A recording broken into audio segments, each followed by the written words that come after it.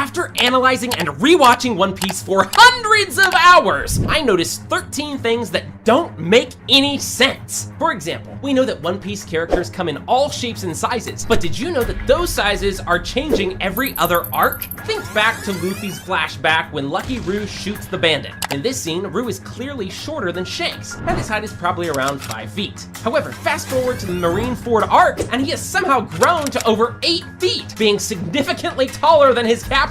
Another great example of this is Zoro's new sword, Enma. You see, when Oden and Zoro wield this sword, everything seems to be normal, right? Well, yeah, until you realize that Oden is actually over 2 times bigger than Zoro. With this in mind, Enma should be gigantic when held by Zoro, but for some reason, it isn't. Does Enma just shrink and expand to suit the user? Let's finish this part with something fun. What do you think is the height difference between Roger and Rayleigh? Think carefully. Believe it or not, there's actually a 3-foot height difference between them. This is only the first out of 13 plot holes we are covering today, and the last one will completely blow your mind. All right, so back in Alabasta, a certain someone made an interesting statement. After using his bird fruit, model Hawk, Pell declared that there are only 5 flying devil fruits in existence. Although this seemed realistic during the early One Piece, it quickly became nonsense, as there are way more devil fruits that grant flight. If you count Pell's Hawk, Marco's Phoenix, Kaido's Dragon, King's Pteranodon, and Laffite's Angelic Wings, it's already 5 fruits. But there's more, of course. For example, Vion from the Tontada Kingdom has the Bugbo fruit model Hornet, and Kubu has the model Rhinoceros Beetle. Both of these obviously grant users the ability to fly. Moving on, how about Buffalo from Don Quixote Pirates and his Spin fruit? It literally creates propellers around the user and gives them the ability to fly. Since Shiki is also a confirmed canon character, we can also count his Float fruit, which, as the name suggests, is all about flying and making things float. I'd say this is more than enough evidence to debunk this statement. It's most likely that at one point, Oda really wanted there to be only 5 flying devil fruits, but ditched the idea later on. Another thing that makes 0 sense is how only 7% of people watching this channel are subscribed. I mean, seriously guys, click the subscribe button to fix this. It's absurd. Anyway, you remember how Vivi was a member of Baroque Works and worked under Crocodile during the Alabasta arc? At first, you may think there's nothing unusual with this, but I just have to ask, how the hell didn't Crocodile recognize her? You can argue that he doesn't know the face of everyone who works under him, and although that's true, he must have known what Vivi looks like considering she was one of the key members. She didn't even wear the mask or disguise herself in any way. Are we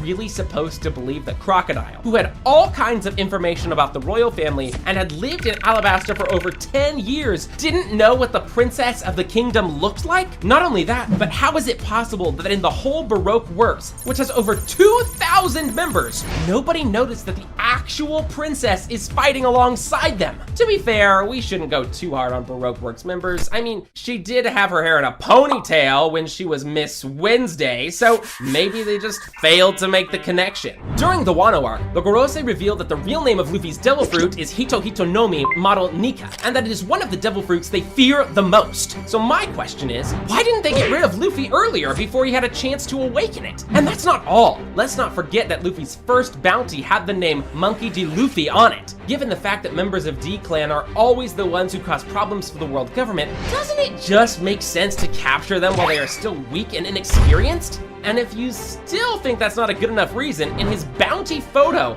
Luffy also wears Roger's legendary straw hat, which Imu must have noticed immediately. Now, to be fair, they did send some people after Luffy, but it never seemed as if they were taking it seriously. It was like Luffy was just another random pirate to them, which we now know is far from the truth. However, considering how Sabo managed to escape the room while Gorosei and Imu were around, it seems that these guys might not be the brightest. Although there are some ways you could try to justify world government's actions, this next plot hole about Sanji just straight up doesn't make any sense. You see, during Sanji's fight against Absalom back in Thriller Bark, we learned that Sanji used to be a massive devil fruit nerd. He even read the entire devil fruit encyclopedia. But for some reason during Baratie arc, when Luffy fell into the sea, he didn't pull him out. It wasn't until Zeph told him about the devil fruit's weakness that he jumped to save Luffy. You could argue that Sanji didn't remember this fact about devil fruits, but he sure as hell knew what he was talking about during Thriller Bark. Although this is a pretty big plot hole, it's nothing compared to the last one on this list.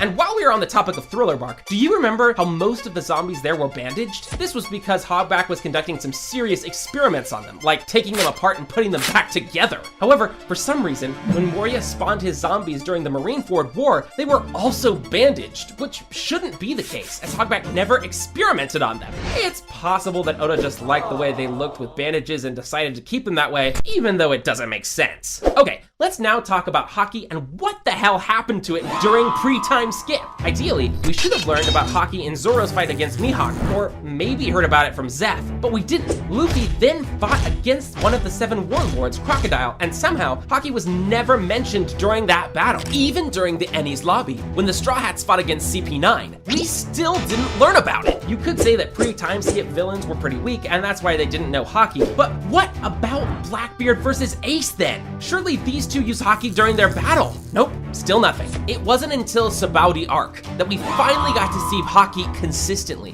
with Rayleigh and Luffy using it. Although you could come up with many explanations as to why this is the case, it's most likely that Oda didn't plan to include Haki when he initially started the series, and that's why the pre-time skip seems a bit off sometimes. Another thing during pre-time skip that doesn't add up happened during episode 314, when we were introduced to the 4 emperors for the first time. If you look at this picture, there seems to be something wrong with Kaido. He looks nothing like himself. He looks more like an evil mage with a wide face and a beak-like nose. Even hundreds of episodes later during episode 570, Kaido's silhouette still looks completely different. It wasn't until chapter 693 was released that Kaido started looking more like himself, and later his design was set in stone during his first appearance. So what exactly happened here? Well, although it's not technically a plot hole, Oda most likely had second thoughts on Kaido's initial design and wanted to change it. And since these two scenes are almost a decade apart, it didn't impact the story in any meaningful way, which can't really be said for this next one.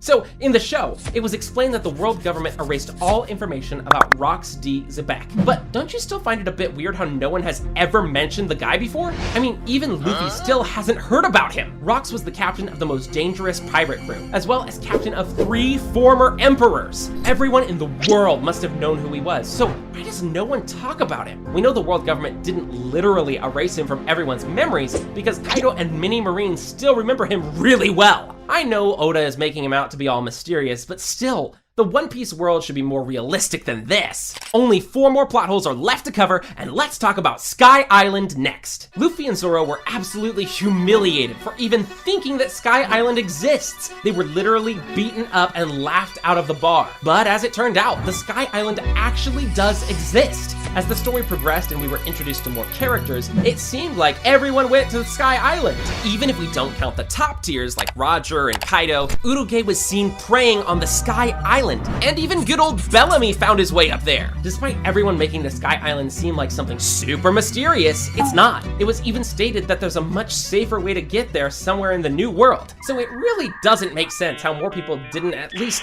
hear about it. Well, since we gotten this far, how about we discuss Chopper's ridiculously low bounty next? I know his bounty is used as comic relief, but after all this time, shouldn't the world government have realized that Chopper is more than just a pet? You could say that the world government never seen Chopper's real strength, but that's not really true. For example, during the Enies lobby arc, Chopper defeated Kumadori, a CP9 agent working directly for the government. This alone should earn him a sizable bounty. I'm not going to spend more time talking about it since it's obviously just a gag, but come on, give the little guy the proper bounty he deserves. Before we cover the biggest plot hole in the entire One Piece, let's quickly cover this one that I'm sure none of you noticed. In chapter 605, the monster trio is equipped with swim coating, which was supposed to allow them to breathe underwater, kind of like a diving suit. There is limited air inside these bubbles, so it is to be used wisely. However, Luffy immediately ignores the science and somehow uses Gear 3 while inside the bubble. This obviously shouldn't be possible, as there's no additional air for Luffy to use. What's even funnier is that only a few panels before, Frankie refrained from using coup de burst because their bubble air supply was limited. I guess the same exact logic doesn't apply to Luffy.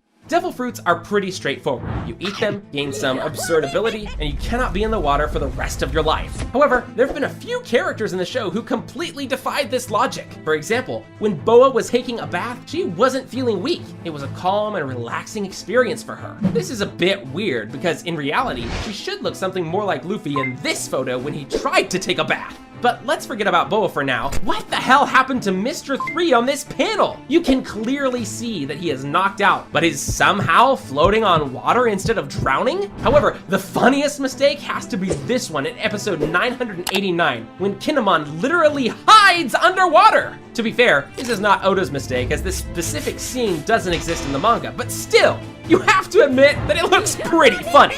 Click on this video where we covered 6 mind-blowing One Piece theories.